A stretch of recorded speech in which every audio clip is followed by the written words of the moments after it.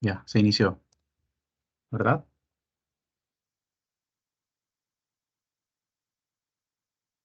Listo. Bueno, vamos a iniciar nuestra sesión 2, la asesoría sobre métodos diagnósticos sobre el curso de parasitología. ¿Ok? Estos van a ser los puntos que vamos a ver. ¿Ok? El índice, ¿no? Que son los métodos directos y métodos indirectos o métodos parasitológicos. Estos métodos directos también se le llaman métodos parasitológicos y los métodos indirectos o inmunológicos. Vamos a ver posteriormente por qué, ¿no? Y esos son todos los puntos que vamos a tocar durante esta asesoría. En principio, los métodos directos, ¿no? Cuando uno se le pasa por la cabeza la palabra directos, hace referencia a que uno lo puede ver directamente. Uno ve directamente a la gente, uno puede ver al parásito a su forma evolutiva. No se los ponen en evidencia estos métodos de diagnóstico. Y el más común que tenemos es el examen en fresco, como vemos ahí.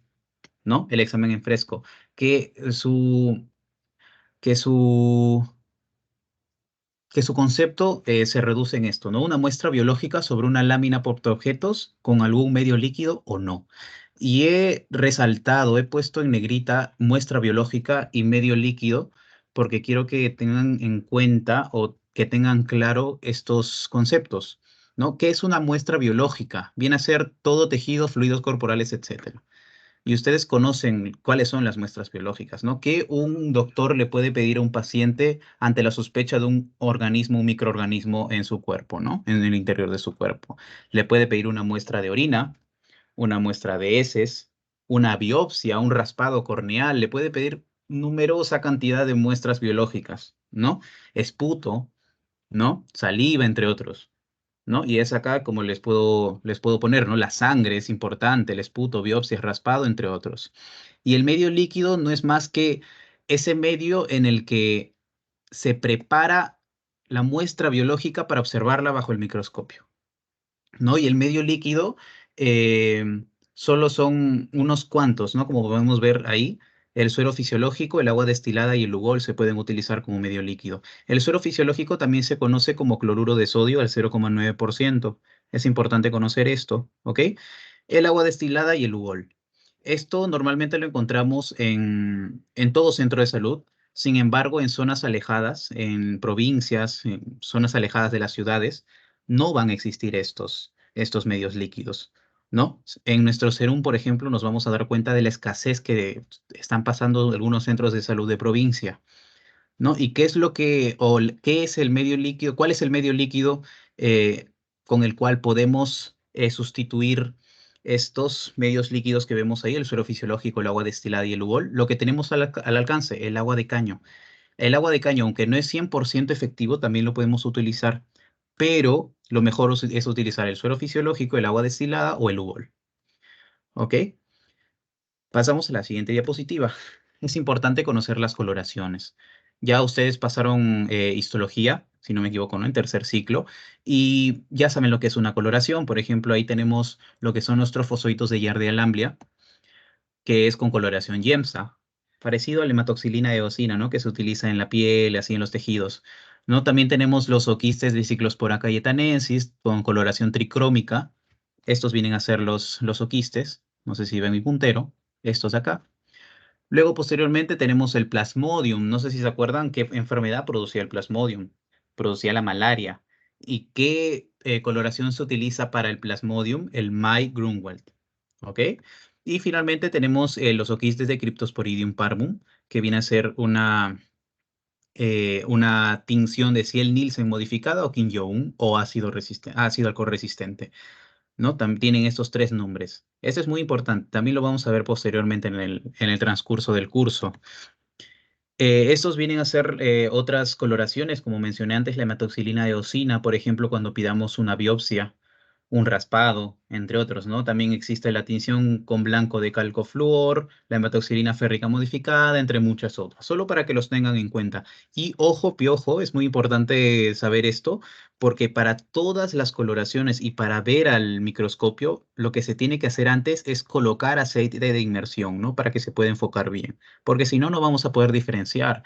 Y hay algunas especies que simplemente son morfológicamente similares entre sí, y nos van a imposibilitar esta detección, este diagnóstico correcto, ¿no? Oportuno. Pasamos a la siguiente diapositiva y el diagnóstico de enteroparásitos. Parásitos, ya conocemos su definición, y entero viene más que nada por intestino. Enteroparásitos, parásitos del intestino, parásitos del sistema gastrointestinal, ¿no? El principal de ellos es el examen coprológico. Coprológico va a venir más que nada de examen de heces, ¿no? Es su sinónimo. Como vemos ahí es un frasco, son frascos, varios frascos donde se van a recolectar las muestras de heces, ¿no? Y esto es importante ya que este frasco tiene que ser limpio y no tiene que ser necesariamente estéril. ¿Por qué no tiene que ser necesariamente estéril? ¿Por qué? A ver, les hago una pregunta. ¿Por qué un frasco para toma de muestra de heces no tiene que ser estéril, pero una muestra de orina, o sea, un frasco de muestra de orina sí tiene que ser estéril? No sé si alguien sabe la respuesta o tiene alguna idea. Recordemos que queremos que participen y demás.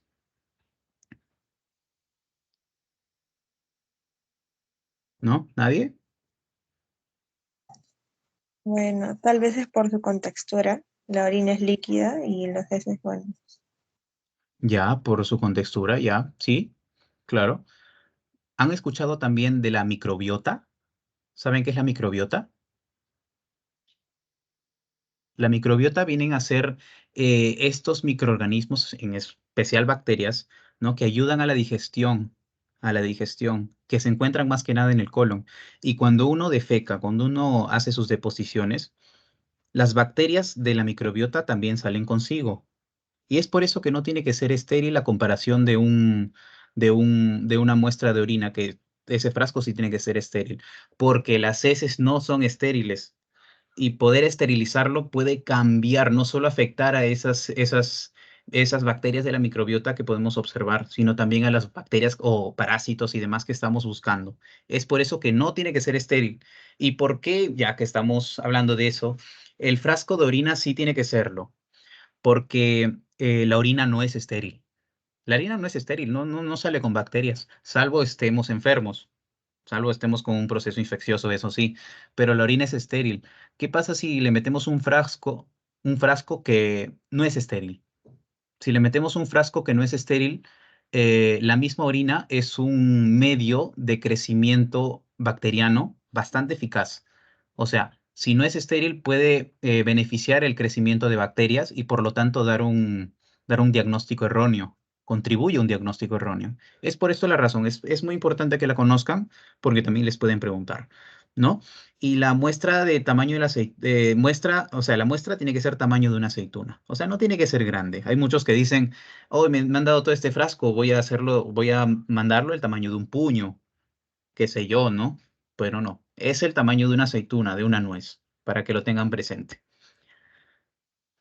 Acá tenemos el siguiente proceso después de tomar la muestra. Se le lleva al médico correspondiente, luego pasa al laboratorio y se realiza la sedimentación. En principio, con esta paletita se va a sacar un poquito de materia fecal y se va a combinar con agua destilada. Se va a diluir, ¿no? Como vemos acá, no es un video, pero está diluyéndose, ¿no? Y posteriormente se va a filtrar con gasas a otro recipiente, ¿no? A otro recipiente. Y nos va a quedar de esta forma. En principio, de esta forma, ¿no? Y lo tenemos que dejar reposar 30 minutos para que para que se aclare los niveles superiores, ¿no? Como vemos acá. Y esto lo tenemos que decantar para que luego volvamos a hacer el mismo procedimiento. Lo juntemos con agua destilada, lo filtremos con gasa en otro recipiente y nos quede así y luego lo dejamos reposar media hora para que lo volvamos a hacer lo mismo. Este es el proceso de sedimentación. Hacerlo continuamente hasta que nos quede una mezcla tal cual, como vemos acá en esta imagen en la mano derecha. ¿Ok? Y es esto el que lo vamos a poner en una lámina portaobjetos. Este viene a ser la lámina portaobjetos. ¿Ok? Este viene a ser suero fisiológico, el cloruro de sodio al 0,9%, no se olviden, y este viene a ser el Lugol. ¿Por qué tenemos que hacer estos dos? Porque hay parásitos que es necesario que nosotros veamos su movilidad, como es necesario que nosotros podamos contrastarlos para poder diferenciar todas sus partes y demás, ¿no? En el caso de que las heces del paciente sean de tipo diarreicas, lo más probable es que sea causado por un organismo con bastante movilidad. ¿Y qué es lo que nos va a permitir ver este organismo moviéndose? El suero fisiológico. Por eso, ante una muestra de heces de tipo diarreica, lo más recomendable es utilizar el suero fisiológico. Y una muestra normal de heces consistente, el Lugol, porque es ya más de contraste, ¿no? Siguiente diapositiva.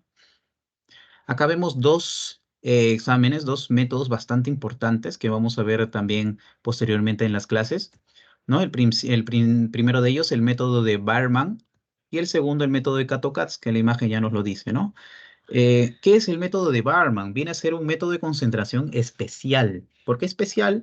Porque bueno, tiene gran relevancia diagnóstica para poder detectar la presencia de el estrongiloides estercoralis. O sea, solo va a diagnosticar el estrongiloides estercoralis. Y como vemos acá, solo vamos a tomar un poco de materia fecal, de 1 a 2 gramos de heces, y se disuelven en solución salina.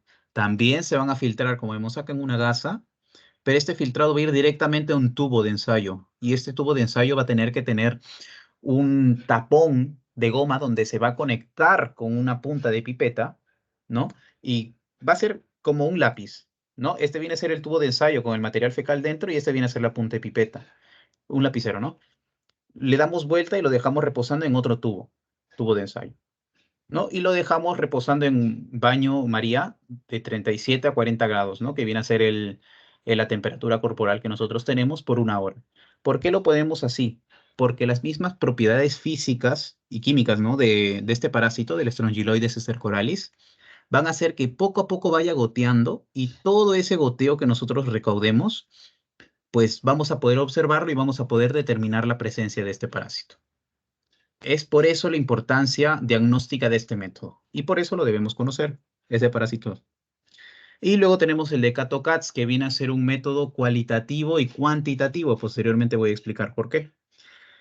Se va a colocar en este caso un poco de materia fecal sobre la lámina, sobre una lámina portaobjetos, ¿no?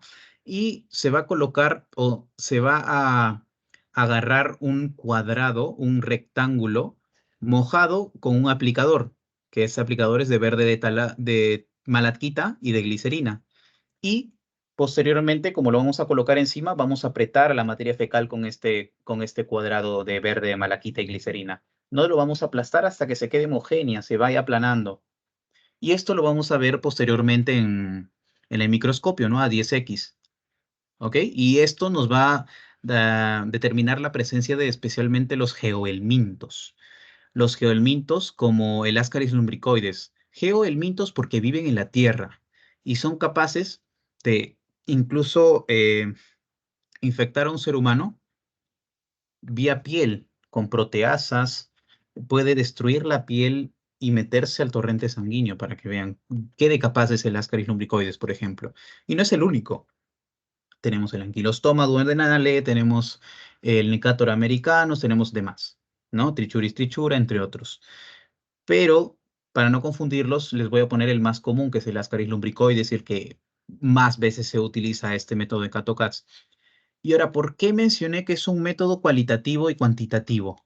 Eh, el método de Kato-Katz es cualitativo porque, en principio, define si existe o no una infección por un geohelminto. Ya, ¿este es un sí o no? Sí o no son dos variables cualitativas. O sea, sí o no, ¿ok? Y cuantitativo porque es capaz de poder hacer un conteo donde se va a ver un aproximado de adultos que hay alojados en el intestino. O sea, mediante el conteo que nosotros hagamos, que el laboratorista, ¿no? Haga en la muestra de heces mediante este método, va a determinar aproximadamente cuántos adultos existen en el intestino de ese paciente, ¿no? Por eso es cualitativo, cuantitativo. Hasta ahí ha quedado todo claro, ¿correcto? Porque este método de Kato-Katz deben tenerlo en claro porque posteriormente se va a ver. No sé si tienen alguna duda, tal vez.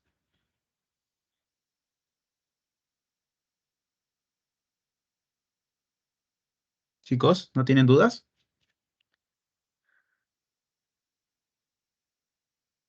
Bueno, pasamos a la siguiente diapositiva.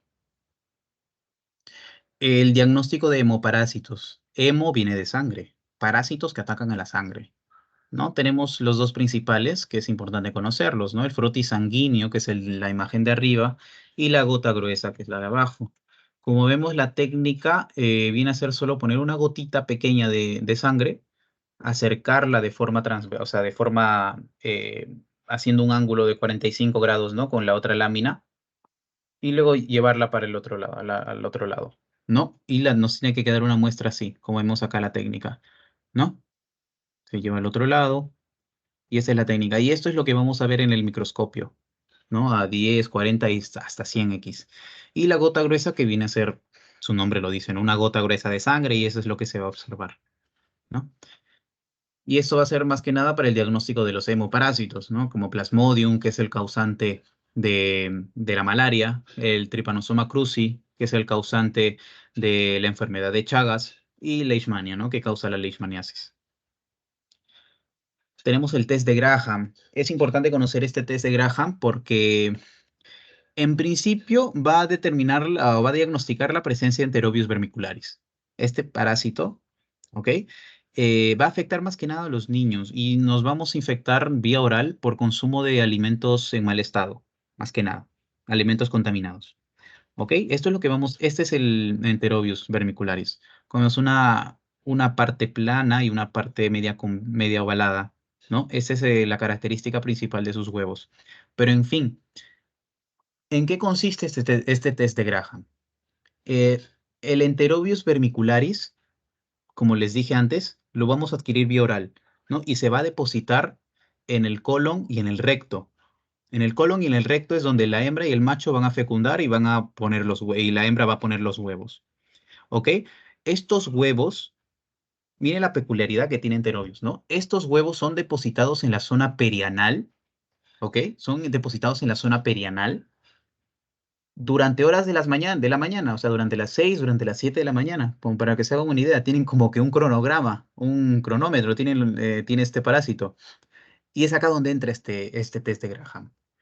Vemos acá una superficie y le colocamos una cinta. Y esta cinta vamos a colocarla en la zona perianal del paciente que sospechamos que tiene Enterobius vermicularis. Ya. Y posteriormente esto no se ve en la imagen, ¿no? Posteriormente esto se saca la cinta, se coloca, se pega en la placa que nosotros queremos ver, lo sacamos y ya están pegados todos los huevos y lo vamos a observar de esta forma. Este es el test de Graham, para que lo tengan presentes. O sea, ven lo importante que es conocer el ciclo biológico de un parásito, porque el mismo ciclo biológico de un parásito nos puede ayudar a idear formas de poder diagnosticar esa enfermedad, ¿no? De ahí la importancia. Vamos a la siguiente diapositiva. Como vemos ahí, venimos a los métodos moleculares, más que nada el PCR, que viene a ser la reacción en cadena de la polimerasa, ¿no? Y busca identificar el ADN del parásito, ¿no? Determinar el ADN si existe o no. Y estas vienen a ser todos los pasos que requiere la reacción en cadena de la polimerasa, ¿no? La extracción de ADN de la muestra, amplificarlo, este viene a ser el termociclador, ¿no? Donde se va a colocar un tubo de ensayo con cebadores o primers, la enzima Taq polimerasa, los nucleótidos, los buffers, y finalmente se va a hacer una electroforesis en geles de agarosa que viene a ser esto. Ahora, eh, he preparado este video porque realmente lo ha resumido de manera bastante didáctica. No sé si lo pueden ver, chicos. ¿Me confirman? Sí se puede ver. Ya. Esta viene a ser la reacción en cadena de la polimerasa. ¿Ok? Viene a ser la muestra. De la muestra nosotros recogemos el ADN, del cual queremos amplificar un gen de interés. Y este gen de interés va a ser el objetivo del PCR, que vamos a ver ahora, ¿no? Y el gen de interés se va a amplificar y esto nos va a servir para la investigación, ¿no? Porque nos va a determinar las características genómicas, ¿no? Y por lo tanto el fenotipo también, ¿no? Dependiendo de nuestra investigación. Ok.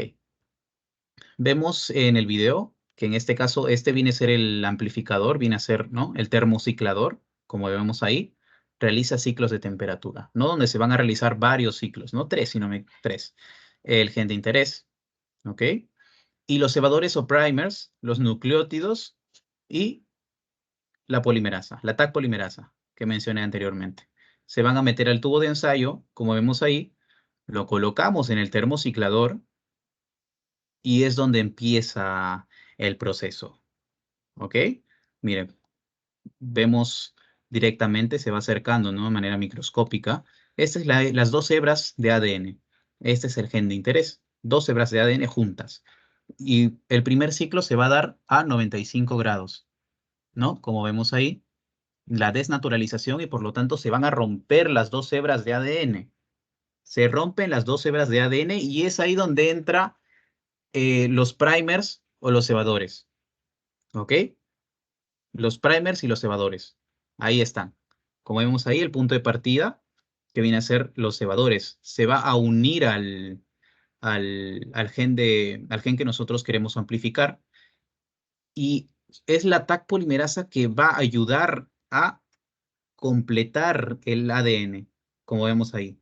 O sea, lo que nosotros agregamos es el cebador o el primer.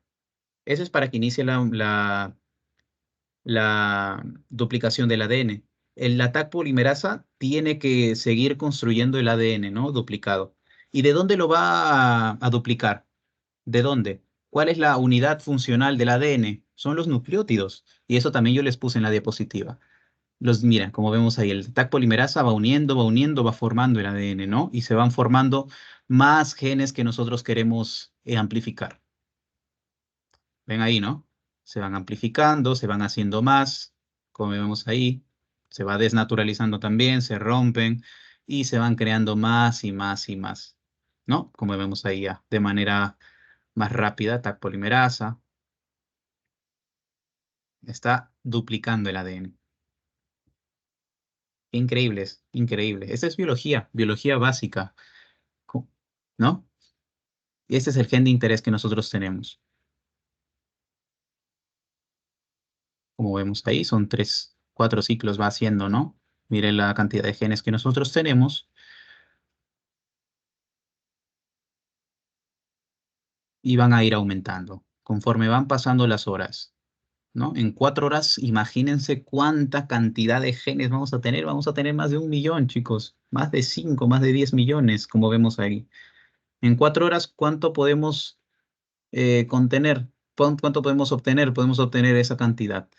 1.073.741.764 copias del gen de interés. Solo en 4 horas para que tengan esa idea, una gran idea de cómo es el PCR, ¿no? Y este video solo nos muestra hasta esta fase. Sin embargo, también existen más. Como vemos ahí, como les mencioné anteriormente. Existe la electroforesis en geles de agarosa para la identificación. Este es el gel de agarosa. Este es el gel de agarosa que se obtuvo de varios pacientes que se trataba de diagnosticar la presencia de Trypanosoma cruzi, de enfermedad de Chagas. Y como vemos acá, este viene a ser la muestra. ¿Ok? La muestra.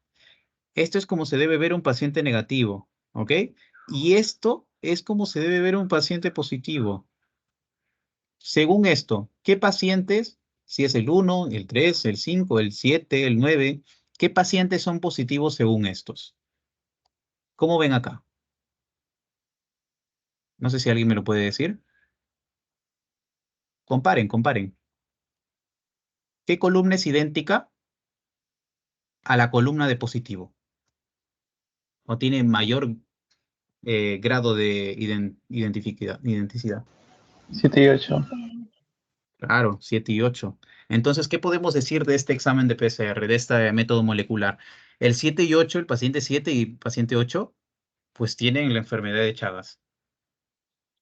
Diego y el 1, el 5, el 6, pues no, son negativos. Solo el 7 y el 8 están enfermos de enfermedad de Chagas. Es de aquí la gran relevancia de este método molecular. No busca e identifica el ADN. ¿Ok? Y como todo método, este tiene sus desventajas y también tiene sus beneficios. Como primer beneficio está la diferenciación de especies de igual morfología. Por ejemplo, eh, Cuando estudiemos a las amebas, vamos a ver que existe la entamoeba histolítica.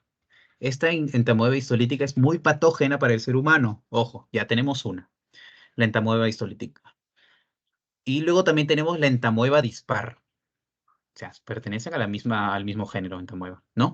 Tenemos a la entamoeba histolítica y la entamoeba dispar. Esta entamoeba dispar no produce enfermedad en el ser humano, no es patógena, ¿ok? Pero ambos tienen idéntica morfología, o sea, uno puede ver un examen, ¿ok? Un examen, y los puede ver al microscopio, y es lo mismo, no sabe cómo los diferencio, es acá donde entra la importancia del PCR. El PCR te va a determinar mediante la identificación de su ADN si es que es la entamoeba histolítica o la dispar, ¿ok? Pero al ser un procedimiento bastante complejo, como ya lo vieron anteriormente, va a requerir de un personal altamente especializado. No solo de un personal altamente especializado, sino también de un ambiente altamente especializado. ¿Ok?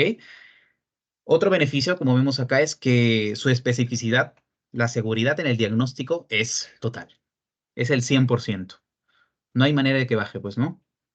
Si es que se realiza con personal altamente especializado y con un buen ambiente, pues la especificidad no va a bajar de 100, ¿no? Sin embargo, es demasiado costoso y demora más de 24 horas. Entonces, Diego, si viene un paciente con una clínica bastante marcada, ¿qué será lo mejor? ¿Realizarle una prueba de PCR o tal vez una prueba directa? Un método directo. El método directo es más rápido y el PCR es más lento. Como vemos ahí, demora más de 24 horas. Entonces, para encontrar el diagnóstico, ¿qué sería lo más adecuado para este paciente que tiene una clínica bastante marcada, ¿no? ¿Alguien puede responder?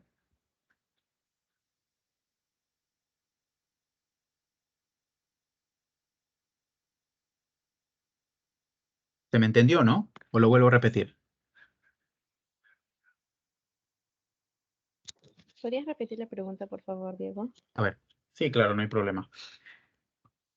Imaginemos que al consultorio viene un paciente, ¿ya? Y este paciente ya estamos sospechando de un determinado parásito, ¿ok? Pero su clínica es bastante marcada, o sea, el paciente sufre de dolor, qué sé yo, ¿no? Y coincide bastante con lo que nosotros creemos que es, qué parásito es, ¿no? ¿Qué será lo más indicado hacerle? ¿Una prueba de PCR que demora más de 24 horas o una prueba directa que demora menos de una hora en algunos casos? ¿Qué será lo más adecuado en ese caso? Una directa. Claro, era ahí la desventaja. Y la desventaja es el tiempo, demora más de 24 horas. Por eso debemos ahí tener un poco de criterio al momento de ver qué tipo de diagnóstico le vamos a dar al paciente, ¿no? Es muy importante considerar las desventajas. Y finalmente tenemos el gran valor diagnóstico que tiene para identificar ADN, ARN de microorganismos. Recordemos que las bacterias tienen ADN, ARN, los hongos tienen ADN, ARN, los virus tienen ADN o ARN. Entonces, este PCR no solo diagnostica parásitos, diagnostica todo o la gran variedad de microorganismos que existen. ¿Ok? Pero requiere de tres ambientes por lo menos, ¿no? Para recoger la muestra, para poder sacar el ADN, para, para amplificar en el termociclador, para hacer la electroforesis. O sea, es un proceso bastante complejo, bastante costoso, demora mucho y requiere bastante personal especializado, ¿no? No es solo uno, es bastante personal especializado. ¿Ok? Hasta ahí todo claro con el PCR, ¿correcto?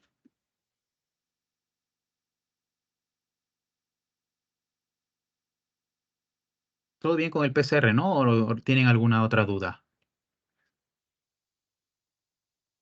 Sí, quedó claro. A ver, veamos los elementos no parasitarios.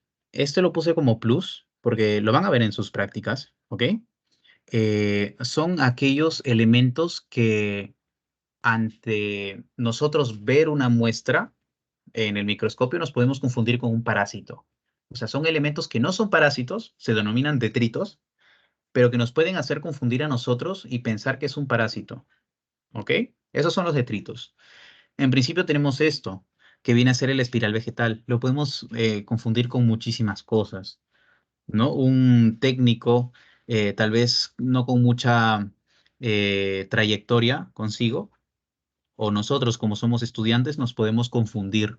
Podemos pensar tal vez que es una larva, ¿no? Tenemos esto que tranquilamente podría ser o podría ser un parásito, ¿no? Uno puede pensar, pero no es una célula vegetal. Tranquilamente nos podemos confundir con un huevo de Teniasolium, por ejemplo. Es importante reconocer estos elementos no parasitarios. Luego tenemos estos que vienen a ser esporas y también se pueden confundir con huevos parasitarios, ¿no? Con algún estadio de un parásito. Son esporas de los hongos, ¿ok? También tenemos la célula de polen que se puede encontrar en las heces también, ¿ok? Y esta célula de polen nos puede confundir tal vez con un huevo de Toxocara canis del perrito, ¿no? Un huevo de Toxocara canis, un parásito del perrito, ¿no? También tenemos esto que viene a ser el alga, que normalmente se ve en las heces de personas que consumen animales que consumen a su vez algas, como los cangrejos, por ejemplo, ¿no? Y lo podemos confundir tal vez con algún tipo de parásito que estos animalitos puedan transmitirnos, ¿no? Y finalmente tenemos las células de almidón, que también tranquilamente pueden parecerse a un huevo de un parásito. Es muy importante conocerlos, pero no son los únicos. Los invito a seguir buscando qué detallitos más podemos encontrar en una lámina, ¿no? ¿Con qué nos podemos confundir? Porque recordemos que si nosotros nos confundimos, puedo darle un tratamiento por presencia de huevo de Taenia solium a una persona que solo tenía una célula vegetal. No sé si me dejo entender. Es muy importante para el diagnóstico poder considerar esos elementos no parasitarios, estos detritos. ¿Ok? Sigamos. Pasamos ya a los métodos indirectos. ¿A qué nos referimos con indirectos? Porque no lo vamos a ver directamente, pero vamos a suponer que hay una presencia de ese parásito porque determinamos la respuesta inmune que tiene el hospedero. Respuesta inmune. ¿No? Como primer ejemplo tenemos a la prueba de ELISA, ¿ok? Que este más que nada detecta esa respuesta inmune por la unión antígeno-anticuerpo. Y para que tengan en claro más que nada qué es un antígeno y qué es un anticuerpo, he puesto ahí los conceptos, ¿no? Antígeno es la sustancia producida por un organismo patógeno que causa respuesta inmune del hospedero. Y tenemos varios ejemplos, no solo están ellos, podemos ser un poco más específicos, hablando de Shigella, por ejemplo, tenemos a la toxina Shiga, a la toxina tetánica, tenemos numerosas toxinas que nosotros, o antígenos que nosotros podemos observar en los microorganismos, ¿no? En los organismos patógenos. Y por otro lado tenemos a los anticuerpos, que son glucoproteínas producidas por el hospedero, ¿ok? Que se producen ante la presencia de un antígeno. O sea, en la presencia de un antígeno va a desencadenar la producción de anticuerpos, ¿ok? Eso es muy importante. Y son estos anticuerpos que se van a encargar de neutralizar a este antígeno. De ahí la respuesta inmune, como ven ahí. Esos anticuerpos pueden neutralizar al antígeno, ¿ok? Y vemos ahí los diferentes tipos de anticuerpos. El IgA, el IgE, IgG, IgM e IgD. Para parásitos, lo más importante viene a ser la IgE. Esto quiero que lo tengan en claro. Para parásitos, la IgE es determinante. ¿Ok? Porque lo vamos a ver en el Mintos, por ejemplo, lo vamos a ver cuando nos toque hablar de los éstodos y demás, ¿no? En los tremátodos y demás. Esta IgE lo que va a producir es un aumento del número de eosinófilos, estas células, ¿no? Estos leucocitos, aumenta el número de eosinófilos. Y hasta ahí lo voy a dejar. Puede causar eosinofilia en bastantes enfermedades o parasitosis, ¿no? Por eso debemos considerarlo. Y abajo vemos los diferentes tipos de ELISA que existen. ELISA directo, ELISA indirecto, el sándwich y el competitivo, ¿no? Para que ustedes puedan verlo, tal vez un poco más profundizarlo, ¿ok? Sigamos. Tenemos la IFI o inmunofluorescencia indirecta.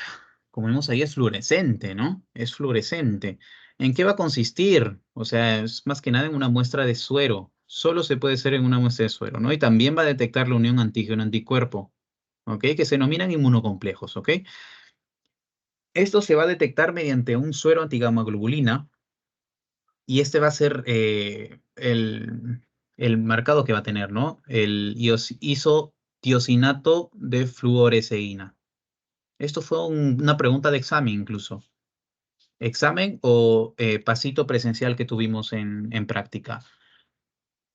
¿Con qué se marca el suero antigamma-globulina para una prueba de inmunofluorescencia indirecta? Isotiosinato de fluoresceína. ¿Ok? No olviden esto. ¿Ok? La unión antígeno-anticuerpo, recordemos que es una reacción de neutralización, ¿ok? Anticuerpo-antígeno, lo neutraliza. Y pues este viene a ser la molécula, ¿no? De ese isotiosinato de fluoresceína y finalmente el microscopio de epifluorescencia que vemos acá, que vamos a observar esto de acá, ¿no? Esto se da para numerosos diagnósticos, por ejemplo, el de Toxoplasma gondii, el Plasmodium que causa malaria, Trypanosoma, enfermedad de Chagas, leishmaniasis, Echinococcus granulosos, ¿no? Por ejemplo. Y finalmente tenemos esta prueba que viene a ser el Western Blot, bastante importante, ¿ok? Porque también determina la unión de este anticuerpo, pero no al antígeno, sino va a ser al preparado, ¿no? Que también lo tiene consigo, ¿no? Que tiene gel de poliacrilamida, ¿no? Este va al papel de la nitrocelulosa después de la electroforesis, o sea, pasa por una electroforesis antes, ¿ok? Como vemos ahí, llega acá y se une con el suero del paciente. El suero del paciente que tiene anticuerpos también, ¿no? Y ya pues que tiene los anticuerpos y también tiene los antígenos del parásito que nosotros estamos sospechando. Y la unión de anticuerpos con los antígenos que tiene el paciente, pues va a generar esta diferenciación como vemos acá, como vemos acá. Y son estas banditas, ¿no? Que nosotros tenemos que contar para diagnosticar lo que conocemos como la neurocisticercosis, producida por Taenia solium. Esta es una enfermedad gravísima, gravísima. Si uno, por ejemplo, tiene una bandita coloreada, eso quiere decir que, por ejemplo, ese paciente tuvo contacto hace poco con un huevo de Taenia solium. Contacto, ¿ok? Pero ¿qué pasa, Diego, si tiene 4 a 7 banditas? Pues este paciente ya tiene, o sea, no hay manera de poder como me explico, no hay manera de poder decir que no tiene neurocisticercosis. Tiene cisticercosis al nivel del sistema nervioso central, al nivel del encéfalo. Y esto se tiene que acompañar con más exámenes, como una tomografía a nivel cerebral, a nivel y demás, ¿no?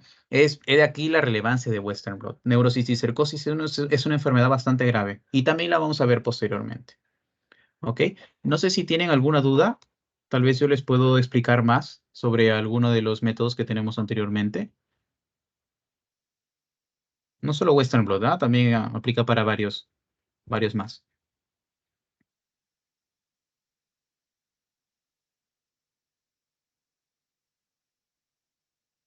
Chicos, ¿no tienen dudas?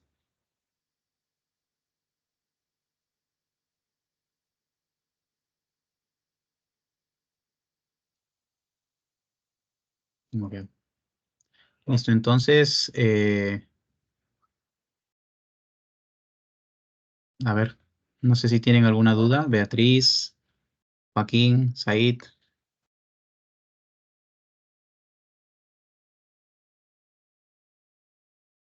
Todo claro, Diego. Ok, listo. Entonces voy a proceder a terminar la grabación. Ok.